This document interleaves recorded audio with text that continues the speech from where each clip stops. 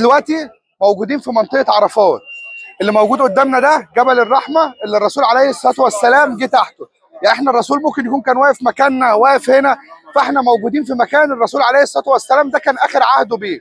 الرسول عليه الصلاه والسلام لما جه هنا قال: اليوم اكملت لكم دينكم واتممت عليكم نعمتي ورضيت لكم الاسلام دينا. الرسول لما جه في خطبه الوداع حذرنا من حاجات هو عارف ان دي اكتر حاجات هنقع فيها. حذرنا اول حاجه من الربا. احنا دلوقتي الربا بنعمله واحنا بنبقاش واخدين بالنا، تحت اسم مبادره، تحت اسم تقسيط، وده عن تجربه. اسال اي حد دخل في الربا اعرف ان هو اتدمر. مطلوب منك كمسلم ومؤمن انك تبعد عن الشبهات. والله يا جماعه في ناس قالوا حلال وحرام، يبقى حرام. الرسول تاني حاجه وصى الزوج على زوجته، وصى الزوج على زوجها. يعني الرسول عليه الصلاه والسلام لما يوصينا بالحاجات دي في اخر خطبه وداع ليه، فهو بيوصينا باهم حاجات. فلازم كده واحنا واقفين في حاجه زي يعني في موقفنا ده ان احنا نقول: ونصحت الامه